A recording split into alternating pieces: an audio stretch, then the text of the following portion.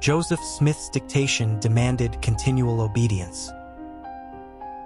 Alma 3737 contains an uncorrected omission that appears to have arisen during the typesetting of the 1830 Book of Mormon rather than from Joseph Smith's original dictation. Both the original and printer's manuscripts read, "If ye always do these things," clearly preserving the word always as part of Alma's instruction. Yet every printed edition shortens the passage to, "If ye do these things."